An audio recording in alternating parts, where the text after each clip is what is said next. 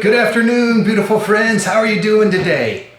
It is time for Live Out Loud with Jason on this wonderful, amazing June Sunday. Wow. I hope you're having an amazing day. Hope you've had an amazing morning, and I hope you're getting some a rest and relaxation today. Maybe today you happen to be working, and if so, make sure you peel off some time to get some rest and relaxation. I am so glad and honored that you've joined me here today, and I just want to welcome you. I want to welcome you here today, and let's talk about living out loud. Okay, living out loud.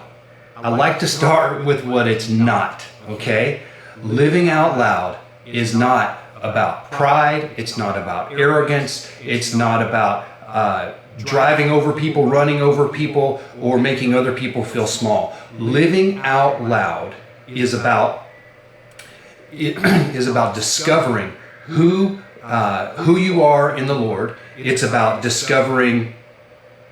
It's about, hey guys, I don't know, I can't read what you're writing there, and so I hope all is well. I don't know what language that is. Okay. Awesome. Well, I want living out loud is about discovering who God made you. Okay.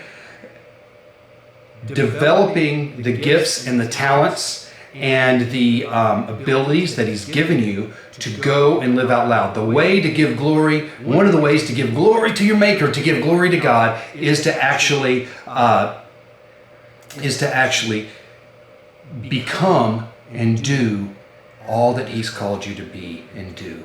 Okay? And so living out loud is really about humbly serving God. It's about loving others, adding value to this world, okay? And finding that lane, that zone where your awesomeness lies. Because in every one of us, God has implanted awesomeness in everybody. And hello, looks like we got somebody on here from Saudi Arabia. Hello, how are you doing? Glad you joined in today. So when life is way more fulfilling and pleasant, fun, when we're actually living out what God has put in us and what God has made us. Okay, friends? So I want to ask you, I want to share something with you here real quick. I want us to talk about our belief system. Remember the pyramid that I showed you a couple of days ago. The foundation of the pyramid is our belief system of who God is and who we are, right? And if we are acting in a way that's inconsistent, or trying to act in a way that's inconsistent with our belief system, it's not going to last for long. It's gonna fizzle out. Okay. So I want to share with you basically. Let's take a look at this here real quick. Okay. Right here, what we've got here is just two simple boxes. Okay. This one here, the blue one, represents your belief system and your beliefs, and the other one represents your reality. Okay. So when these two things are matched up, you're living in harmony. Okay? Your beliefs and your reality are together. Now the problem is as you upgrade your beliefs, there's now an area where your beliefs and your reality don't overlap. Okay? And I'm gonna suggest that our beliefs create our mindset, create our habits and our actions and our decisions, and whatever we believe is going to draw like a magnet our reality to our beliefs. Okay, so if our reality is nothing close to our beliefs, something has to change. It's like two magnets together. They want to draw together, and if if your reality and your beliefs aren't in harmony, aren't in sync, aren't with each other, one of the two has to move. Okay, and too many times I see circumstances where we give up our belief. We give up our belief to match our reality, and we start making excuses for, for instance, I'm just never going to be that good, or I'm just going to settle. And words start coming in, and you can hear this in people. It's words of compromise, words of settling for second best, words of giving up, because it's discouragement. Okay, and so what happens is then we let our beliefs come over here to match what our current reality is, rather than our current reality having to come over here and match up with our beliefs. Okay, and so I believe that we need to hold firm to our beliefs, and we need to upgrade our beliefs rather than degrade them. Okay? I want you to begin to see that you're more awesome than you think. Others are more awesome. And because God has made you, His workmanship, there's more awesomeness in you than you realize. And so if your reality doesn't match up with that, okay, that's a healthy tension. When your beliefs are here and your reality is down here, that's a healthy tension. Because what's happening is there's going to be a vacuum between the two.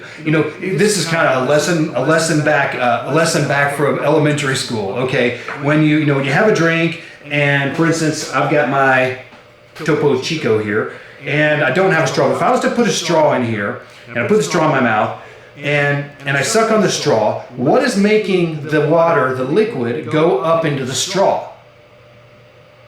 Interesting. Is it gravity? No, because the water's going the opposite way. Well, what it is there's air pressure here where we're at, and as I suck on the straw, it creates a vacuum inside the straw. Okay, and when there's a vacuum inside the straw, the pressure outside works to neutralize that, and it pushes the liquid up the straw. Again, a very elementary thing. But what happens is when there's a difference between our reality and our beliefs, they're going to come together eventually. So the question is, which one are you going to hold to? Which one are you going to hold to? Are you going to make your reality shift over to line up with your beliefs, or are you going to make your beliefs come over here and line up with your reality? Is this going to be, I'm going to give up, or no, I'm going to hold firm my beliefs and my habits, my actions, my decisions, my environment, the people I hang out with are going to gradually be upgraded, okay? Are going to gradually be upgraded, and my life is going to begin to align with my beliefs. So I want you to think about that, friends. Where are you? I want you to search for areas in your life where you have settled for less, where you've settled for less than what you know you should have, what you know you should be doing, okay? And that's why I'm saying, there's seeds within you, and maybe you haven't thought about these since you were a kid. Maybe you've written them off.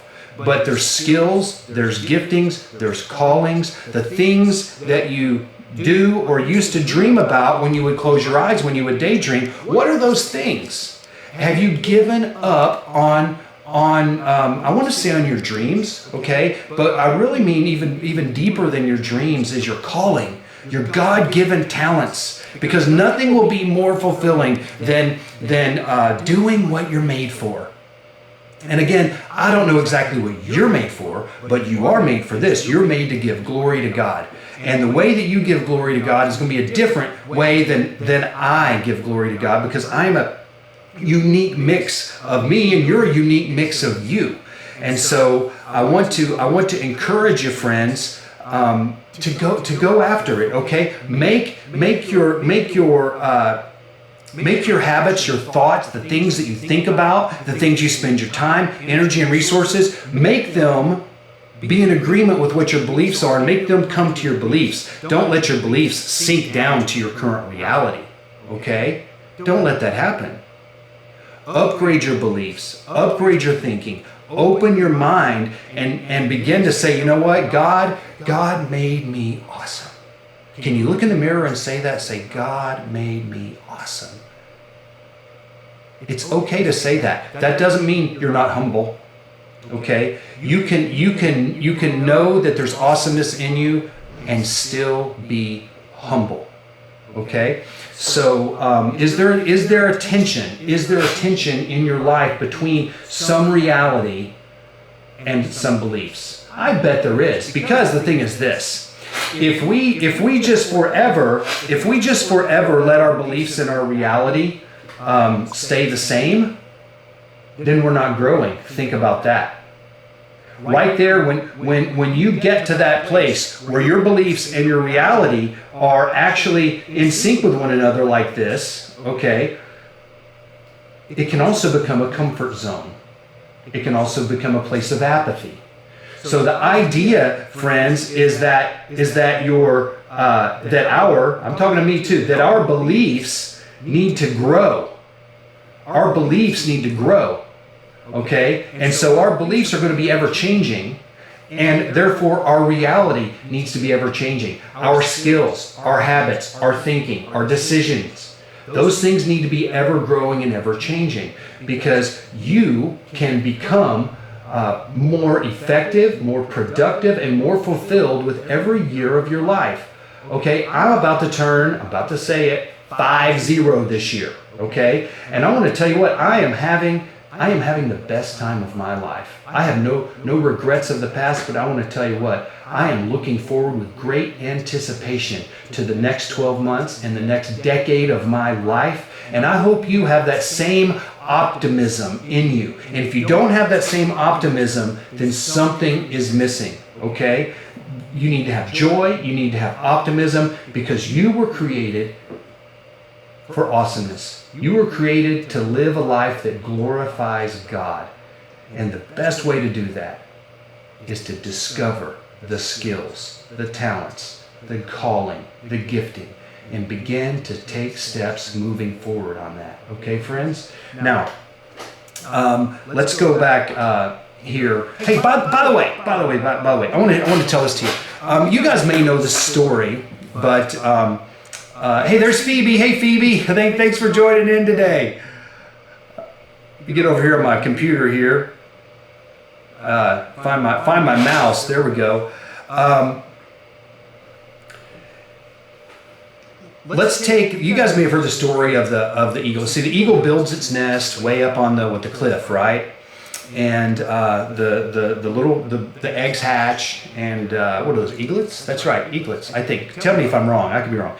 And as the little eaglets begin to grow, eventually, guess what they're born to do? Fly. Exactly. But guess what they want to do? They want to stay in the comfort of the nest where it's warm and their food is brought to them. Okay? Think about that. So as time goes on, the mother eagle begins to remove some of the comfortable things like the feathers and such, and makes it uncomfortable, maybe a little thorny, a little prickly. So it slowly gets more and more uncomfortable for the baby to stay there. Okay, and eventually, I mean, that baby's going to go out of the nest, and it's going to go down, and it's either going to fly or it's going to fall. But guess what? The mama knows that it was made to fly. And the mama knows if it's going to survive, it has to fly, right? So let's put that in our lives, okay? There's a 99.9% chance that we were created to do more than we're doing right now. And I just want to encourage you, friends, discover that, okay? What could be your next step? Is it a phone call? Is it a decision? Is it upgraded belief? I don't know. Maybe it's patience. Maybe you're already doing everything right, and maybe you just need to be patient and persevere and keep going. That's a possibility, okay? But you were created for an amazing awesomeness. And hey, I want to share with you real quick. I'm not going to put this on the screen, but in the Bible, book of Proverbs, again, you guys know that's one of my favorite books. And I like to consider myself, I don't like to consider myself, I have decided to be a student of wisdom. I want to continually learn the ways of wisdom. And this Proverbs 11:25, it says this: those who live to bless others will have blessings heaped upon them. And the one who pours out his life to pour out blessings will be saturated with favor. And friends, make a decision today. I'm going to pour out my life to bless others. I'm going to use my gifts, my skills, my talents, my time, energy, resources, everything that God has given me. I'm going to use it to bless others. And I tell you what, the Bible promises it right there. You will be saturated with favor.